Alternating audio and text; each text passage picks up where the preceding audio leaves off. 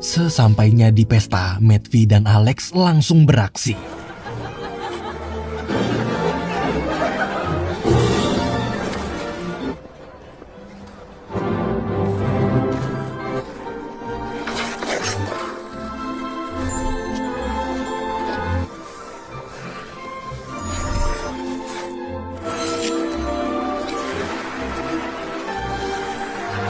Когда нет войны, прошу прощения.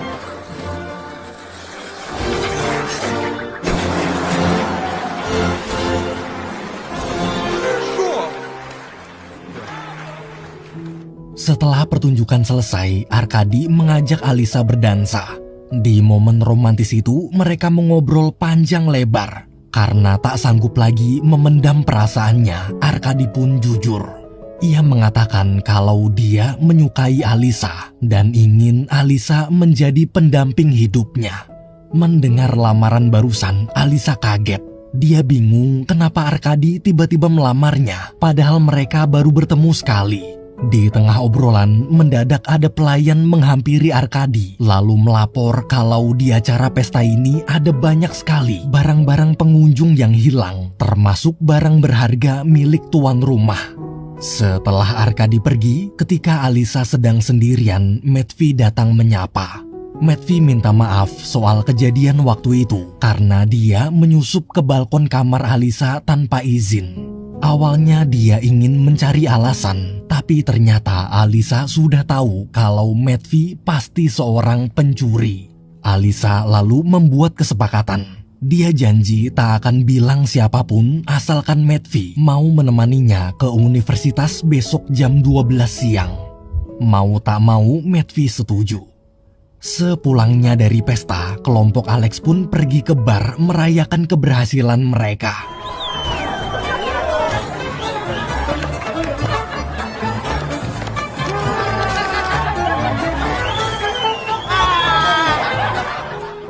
Setelah puas berpesta, larut malam Matvey pulang ke rumah dalam keadaan mabuk lalu memberikan banyak sekali uang.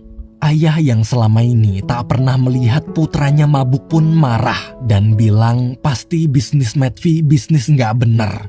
Sang ayah tak mau menerima uang haram dan menyuruh putranya ingat Tuhan. Tapi bukannya mendengarkan ucapan ayahnya, Matvey justru malah menjawab Tuhan itu nggak ada. Kalau tak mau menerima uang pemberiannya, maka dia akan pergi. Sekarang Matvey punya banyak uang, jadi dia udah nggak butuh sepatu skating jelek ayahnya lagi.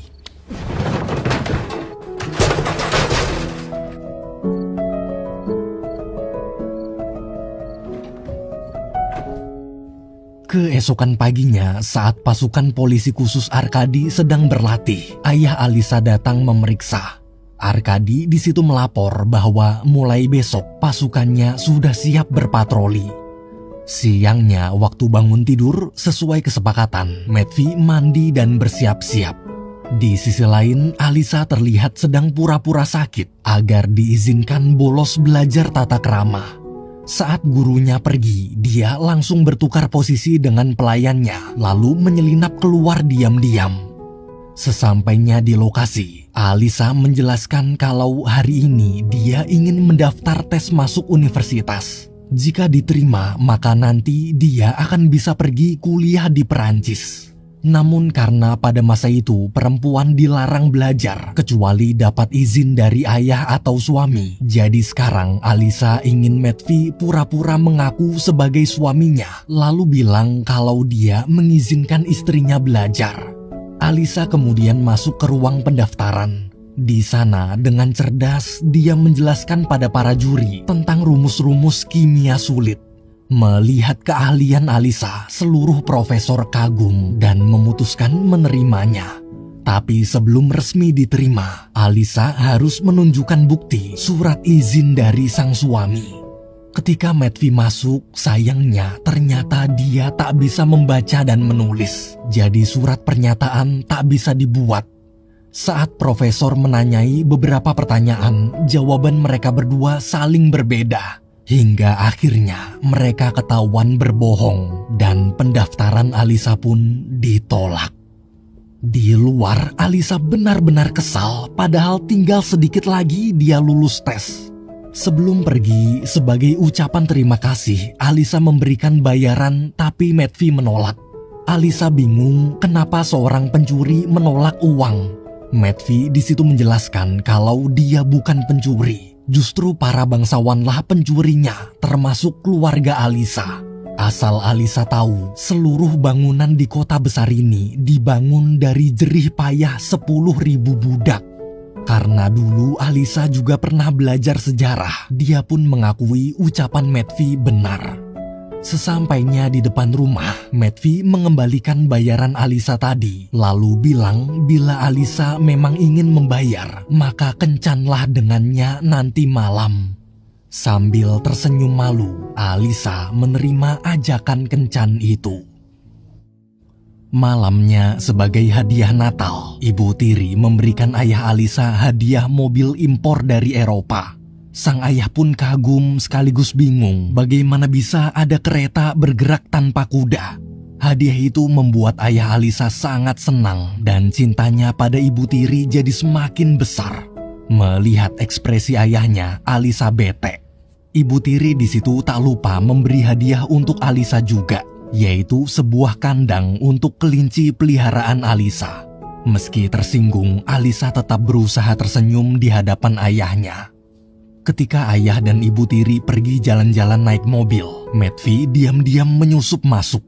Melihat Matvey, kesedihan Alisa seakan hilang. Matvey berkata dia punya hadiah Natal untuk Alisa. Hadiahnya adalah malam yang indah. Раз, два. Давай вместе. Раз, раз.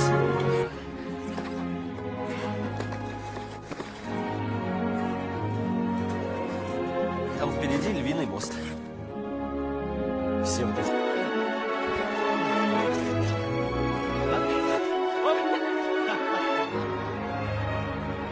Не бойся.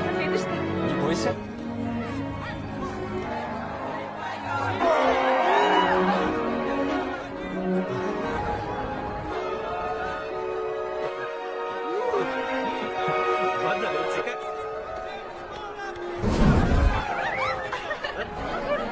Очень вкусная. Не просто кусай. Вот так встреча.